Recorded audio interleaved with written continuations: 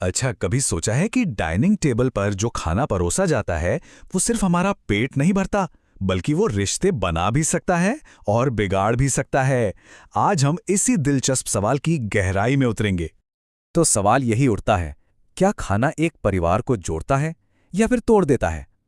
चलिए इस सवाल का जवाब ढूंढते हैं दो बिल्कुल अलग अलग परिवारों की कहानियों से। एक ऐसी जगह जहां डाइनिंग टेबल कभी कभी जंग का मैदान बन जाती है, तो कभी सुलह का एक पुल। देखिए, एक कहानी में तो रोज रोज एक ही सब्जी पकने से घर में तनाव फैल गया है, और दूसरी कहानी में जमीन का एक छोटा सा टुकड़ा दो भाइयों के बीच में एक बहुत बड़ी दीवार खड़ी कर देता है। तो आइए देखते हैं कि इन दोनों ही कहानियों में खाना आखिर क्या रोल प्ले करता है। तो पहला खंड है, जब भोजन ही संघर्ष की वजह बन जाए।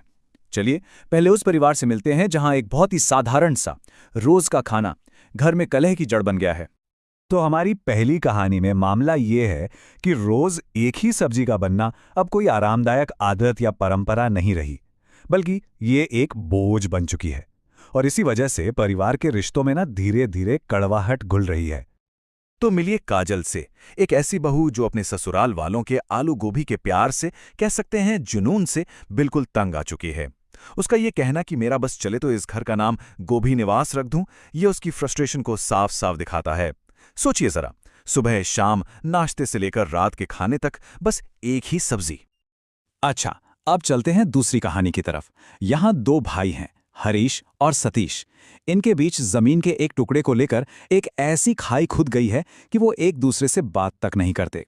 उनका रिश्ता आप कह सकते हैं एक अजीब सी खामोशी में जैसे जम सा गया है।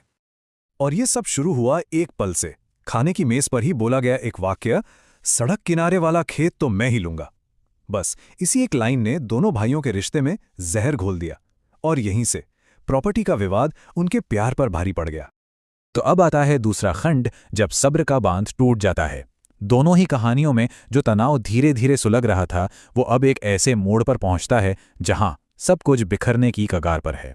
रोज की इस घुटन से परेशान होकर काजल आखिर में एक बड़ा कदम उठाती है, एक तरह का विद्रोह।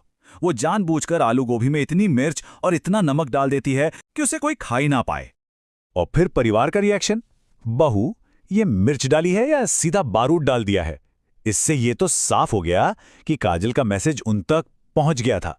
हाँ, माना कि उसका तरीका थोड़ा तीखा था, लेकिन अपनी चुप्पी तोड़ने के लिए उसने यही नाटकीय तरीका चुना।